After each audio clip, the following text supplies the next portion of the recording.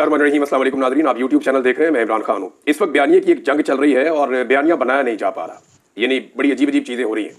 एक statement establishment के करीबी लोग देते हैं, फिर जब दूसरा स्टेटमेंट देते हैं तो वो उसके साथ मैच नहीं करता। यानी जो इस वक्त हुकूमती कैंप के अंदर लोग मौजूद हैं, वो जब भी कोशिश कर रहे हैं एक नया बयानिया बनाने की, वो बयानिया काम नहीं कर रहा। मैं आपको मिसाल एक दे देता हूँ, उससे आपको समझ आ जाएगी। अभी एक नया बयानिया बनाया गया और ये एस्टेब्लिशमेंट की जानिब से बयानिया लॉन्च किया गया। बयानिया अब ये कहा जा रहा है कि बुशरा बीबी को इसलिए रिहा किया गया था ताकि इमरान खान को डील पर आमादा किया जा सके। यानी अब ये बयानिया मैदान में लॉन्च किया गया है कि बुशरा बीबी शायद कहीं एस्टेब्लिशमेंट की तरफ से खेल रही हैं और उनको इसलिए लॉन्च किया गया है कि जनाब उन्होंने इमरान खान साहब को डील के ऊपर आमादा करना है। ये जरा जुमला आपने याद रखना है और एग्जैक्टली ऐसे ही रिपोर्ट हुआ है और ये एस्टेब्लिशमेंट की जानिब से रिपोर्ट किया गया है। यानी उनकी नुमाइंदगी जो लोग करते हैं वो कह रहे हैं कि बुशरा बीबी को इसलिए रिहा किया गया था ताकि इमरान खान को डील पर आमादा किया जा सके। अब दूसरा स्टेटमेंट इन्हीं लोगों का चंद दिन पहले का वो ये था कि अगर बुशरा बीबी डी चौक जाने की जिद ना करती या कारकुनों को डी चौक ना लेकर जाती तो डील मुकम्मल हो जाती और इमरान खान साहब 15 से 20 तारीख के बीच में रिहा हो जाते। ये तो मैं भी आपको बता चुका हूं कि इमरान खान साहब के पास ये ऑफर मौजूद थी, लेकिन उन्होंने इस ऑफर को रद्द कर दिया था। उन्होंने जेल में रहना पसंद किया था, लेकिन उन्होंने ये कहा था कि मैं ऐसी कोई चीज नहीं मानूंगा जब तक कि मेरी शराइत के ऊपर अमल दरामद नहीं किया जाएगा। फिर 26 में जो कत्लेआम हो गया तो सिचुएशन पूरी की पूरी बदल गई। अब ये दो अलग स्टेटमेंट है। एक स्टेटमेंट में आज के दिन ये कह रहे हैं कि बुशरा बीबी को रिहा किया गया ताकि इमरान खान को डील पे आमादा करें। कल ये कह रहे थे कि बुशरा बीबी ही रुकावट है, इमरान खान को जेल से बाहर नहीं आने दे रही और वो डील मुकम्मल नहीं होने दे रही। तो ये दोनों अलग अलग चीजें हैं ना, तो बयानिया बनाया नहीं जा पा रहा। लेकिन इन दोनों चीजों में एक चीज कंफर्म हो गई कि जो भी इनको खबरें फीड कर रहा है या जो भी इन्हें कह रहा है वो बहुत फ्रस्ट्रेटेड है कि किसी तरह डील हो जाए। देखिए ना, ये दोनों बयानात ये बता रहे हैं कि डील पे इमरान खान आमादा नहीं हो रहा। होता यह है कि बेवकूफ लोग हैं ना, इनको पता भी नहीं है कि बयानिया बनाना कैसे है। भाई जब आप बयानिया बना रहे हैं तो उसका एक दूसरा रुख भी होता है। जब आप ये कह रहे हैं कि बुशरा बीबी को इसलिए रिहा किया गया कि इमरान खान को डील पे आमादा करें, तो इसका दूसरा मतलब यह है कि इमरान खान डील पर आमादा नहीं है। तो वो जो आप दूसरा एक और बयानिया बनाते हैं कि इमरान खान डील के लिए भीख मांग रहा है, वो आपका बयानिया बढ़ जाता है यहां पे। तो ये सोशल मीडिया का दौर है, कॉमन सेंस से आपको काम करना पड़ेगा और एक ऑफिस के अंदर बैठ के सर जोड़ के आपको करना ही चाहिए कि बड़ी टेबल ले, वहां पे सारे इकट्ठे बैठे, फिर आप बयानिया बनाए। होता यह कि एक बयानिया उस दफ्तर में बन रहा है, उस दफ्तर में बन रहा है, उस दफ्तर में बन रहा है, वो सारे बयानिया एक दूसरे के साथ मैच ही नहीं करते। एक बयानिया लॉन्च होता है कि जनाब बुशरा बीबी डील करवा रही है, दूसरे में लॉन्च होता है बुशरा बीबी डील खराब करवा रही है, तीसरे में लॉन्च होता है कि इमरान खान जो है वो डील मांग रहे हैं और बाकी जो बयानिया है वो सारे इसके साथ कंट्राडिक्ट है कि जनाब इमरान खान को डील पे बनाया जा रहा है। तो यहां साबित हो जाता है कि इमरान खान साहब, ये बात कंफर्म हो जाती है कि वो दरवेश आदमी जो है उससे डील मांगी जा रही है, वो डील करना नहीं चाह रहा।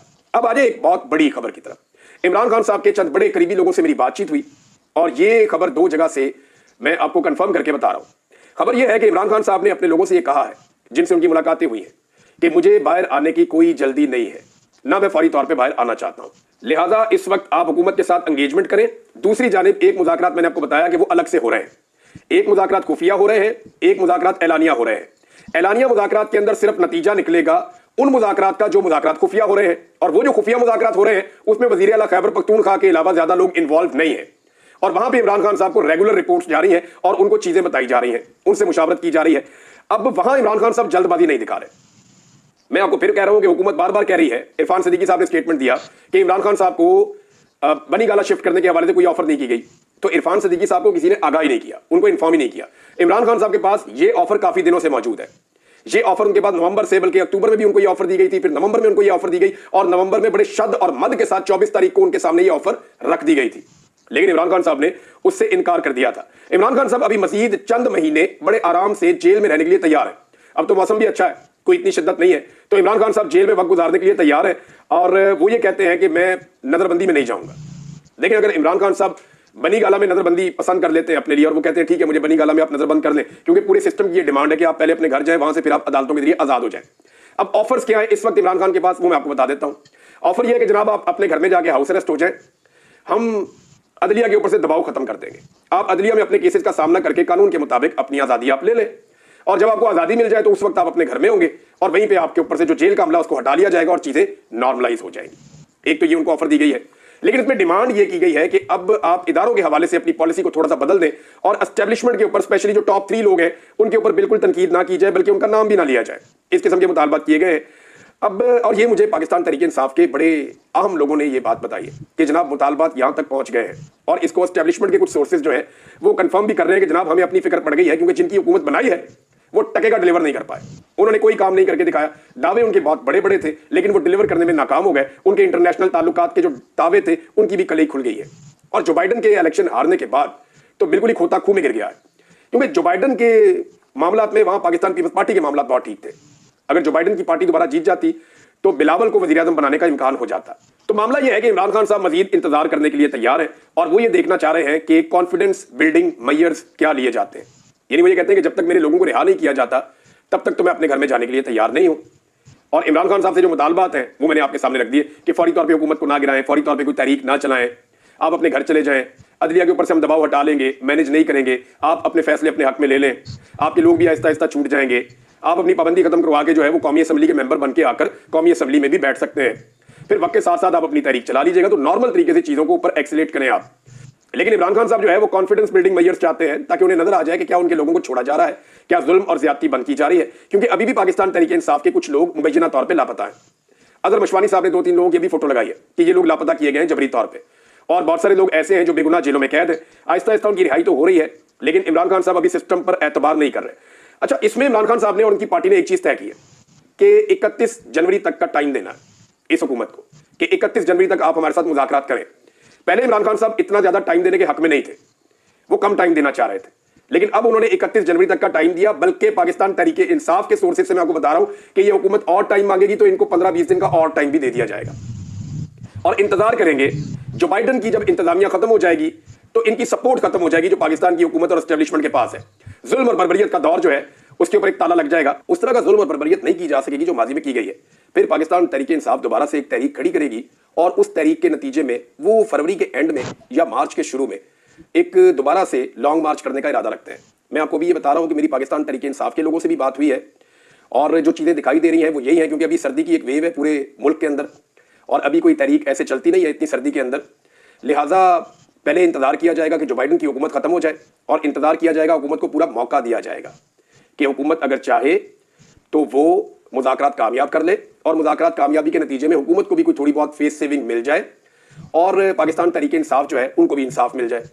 लेकिन अगर ऐसा नहीं होता तो फिर पाकिस्तान तहरीक इंसाफ ने अपनी तहरीक जो है वो बना रखी है और पाकिस्तान तहरीक इंसाफ के बकौल वो फिर जो सोर्सेज मेरे बता रहे हैं वो फिर एक तहरीक चलाएंगे दोबारा से मार्च के अंदर और वो इस तहरीक से मुख्तलिफ होगी और इमरान खान साहब को फिर वो आज़ाद करवाने के लिए पूरी कोशिश करेंगे। इंटरनेशनल प्रेशर भी बढ़ेगा, जबकि जो बाइडन की सपोर्ट भी या मगरबी सपोर्ट जो अब तक थी वो मौजूद नहीं रहेगी। इससे पहले पाकिस्तान तहरीक इंसाफ मुल्क भर में जलसों का आगाज भी करेगी और ये काम आप फरवरी के महीने में होता हुआ देखेंगे। यानी इमरान खान साहब को कोई जल्दी नहीं है इस वक्त बाहर आने के लिए या आज़ाद होने के लिए। दूसरी जानिब हुकूमत के लिए मुश्किलात इसलिए बढ़ रही हैं कि इकॉनमी के जो टारगेट्स हैं वो पूरे नहीं हो रहे। अदादोशुमार के मुताबिक हुकूमत ने जो पैसा इकट्ठा करना था, जो टैक्स कलेक्शन करनी थी, उसमें हुकूमत को बहुत बड़ा खसारा हुआ है जो 386 अरब रुपए का है। अगर आप इसको डॉलर्स के अंदर कन्वर्ट करें तो 1.4 अरब डॉलर्स का खसारा है जो पाकिस्तान को है। जो टारगेट पूरा करना था, आईएमएफ के साथ जो वादा किया हुआ था, वो टारगेट पूरा नहीं हो पा रहा, बल्कि पाकिस्तान उस टारगेट से 1.4 अरब डॉलर पीछे है। तो अब आईएमएफ के साथ दोबारा बैठना पड़ेगा आने वाले कुछ अरसे के अंदर और आईएमएफ की सपोर्ट हासिल करने के लिए पीछे जो बाइडन इंतजामिया की पहले जैसी सपोर्ट मौजूद नहीं होगी। यहाँ पे शहबाज राणा साहब ने भी एक खबर दी है, ये भी बड़ी अहम खबर है। शहबाज राणा साहब की खबर के मुताबिक माशी बेहतरी के लिए हुकूमत ने जो दावे किए थे वो दावे पूरे नहीं हो सके। रमा माली साल की पहली छमाही में सिर्फ 0.92% की शरह से तरक्की हो सकी है। यानी ये सिर्फ तरक्की जो है वो बहुत कम शरह से हुई है। जो हुकूमत का टारगेट था वहां तरक्की के हवाले से भी पूरा नहीं हुआ, जबकि सनती शोबे में तरक्की मनफी रिकॉर्ड की गई है। तो हुकूमत माशी मैदान के अंदर लगातार नाकाम होती चली जा रही है। अदनान आदिल साहब के 3 ट्वीट्स हैं, मैं आपके सामने रखना चाहता हूं। सीनियर जर्नलिस्ट हैं और उन्होंने जो तहकीकात की हैं वो मैं आपके साथ शेयर कर देता हूं। अदनान आदिल साहब तीनों ट्वीट्स के अंदर कुछ ऐसी चीजें बता रहे हैं जो तवज्जो तलब है। एक, उन्होंने कहा कि नेपरा की अपनी रिपोर्ट के मुताबिक बिजली की पैदावार की असल कीमत 7 रुपए 62 पैसे फी यूनिट है। डिस्ट्रीब्यूशन कंपनीज मार्जिन 3 रुपए 10 पैसे है फी यूनिट और ट्रांसमिशन चार्जेस 1 रुपए 37 पैसे फी यूनिट है। यानी बाकी सब टैक्सेस ताकि और जो बाकी पैसे लिए जा रहे हैं ना, यानी ये टोटल पैसे सारे अगर आप इकट्ठे कर लें तो ये 12 रुपए से कम बनते हैं फी यूनिट लागत। लेकिन जो बाकी पैसे लिए जा रहे हैं पाकिस्तान में लोगों को 60 रुपए का यूनिट भी पड़ रहा है, 50 रुपए का यूनिट भी पड़ रहा है। तो ये जो बाकी इजाफी पैसा है ये सारा का सारा हुकूमत की जेब में डाल रहा है। एक और ट्वीट में उन्होंने बताया कि नेपरा की सालाना रिपोर्ट के मुताबिक साल 2023 और 2024 में बिजली सारिफीन ने 33.88% बिजली इस्तेमाल की है। यानी सिर्फ 33% तकरीबन बिजली इस्तेमाल की है। बाकी जो 66 या 67% बिजली है वो इस्तेमाल नहीं हुई, लेकिन उसका बिल जो है वो सारिफीन ने अदा किया। यानी आपने 1 यूनिट इस्तेमाल किया और आपने 3 यूनिट के पैसे दिए। ये पाकिस्तान के साथ किया गया और ये सारा नतीजा है 2013 में जो नवाज शरीफ और शहबाज शरीफ ने एक घिनौना खेल शुरू किया था इस किस्म के पावर प्लांट लगाने का, जिनमें बहुत बड़े बड़े मुबैना तौर पे कमीशन थे, वो हमारे गले पड़ गए आकर। क्योंकि इन्होंने अपने फायदे के लिए उस वक्त बहुत सारे पावर प्लांट लगा दिए थे। बहुत सारे ऐसे लोगों को फायदा तो मिल गया था जिन्होंने अपने पावर प्लांट लगाए और उससे बेशुमार पैसा बनाया, लेकिन पाकिस्तान को उसका नुकसान हुआ। पाकिस्तानी 1 यूनिट खर्च करते हैं और 3 यूनिट्स के पैसे देते हैं। ये यहां पे अदनान आदिल साहब ने रिपोर्ट किया। साथ ही वो बता रहे हैं कि 34 खानदानों की मलकियत 70 आईपीपीज ने गुज़िश्ता 1 साल में मजमूई तौर पर 966 अरब रुपए वसूल किए हैं।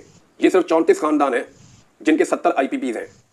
इन्होंने 966 अरब रुपए वसूल किए, लगभग 1000 अरब रुपया इन्होंने पाकिस्तानियों से वसूल किया है, जिनमें से 620 अरब रुपए सिर्फ कैपेसिटी पेमेंट के हैं। यानी जितना पैसा वसूल किया उसमें जो 2 हिस्से, अगर 3 हिस्से किए जाए उस पैसे के, तो 1 हिस्से की हमने बिजली खरीदी है, बाकी 2 हिस्से जो है वो हमने बिजली बनाए बगैर उनको दिए।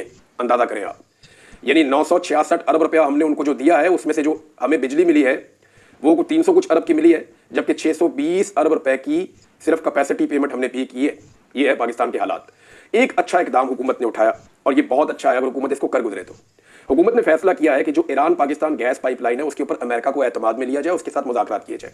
ये बहुत पॉजिटिव साइन है, पाकिस्तान को हर हाल में ये करना चाहिए। अगर ये हुकूमत ये कर जाए तो ये इसका एक बहुत बड़ा कदम होगा, ये बहुत बड़ी कामयाबी होगी। हुकूमत ने दुरुस्त सिमत में ये कदम उठाया, क्योंकि देखिए पाकिस्तान में जो गैस की कीमत है वो अगर आप गुज़िश्ता कुछ अरसे की बात करें तो 850% बढ़ी है। जिन लोगों को चंद हज़ार बिल आता था उनको लाख लाख रुपए बिल आ रहा है। इतने बड़े बिल आ रहे हैं कि लोग पे नहीं कर पा रहे गैस का बिल। लिहाजा अगर हुकूमत किसी तरह से अमेरिका को इस पर राजी करती है या मुज़ाकरात के नतीजे में या किसी भी तरह ईरान से सस्ती गैस खरीदने का मंसूबा पाकिस्तान बना लेता है तो पाकिस्तान के अंदर गैस का बहरान बहुत हद तक टल जाएगा। लोगों को सस्ती गैस मिल जाएगी, आपकी सनतें भी चल जाएंगी, आपके जो सार्फिन है उनके लिए मसाइल भी हल हो जाएंगे। लिहाजा हुकूमत का ये एक पॉजिटिव कदम है, उन्हें इसके ऊपर जरूर आगे बढ़ना चाहिए।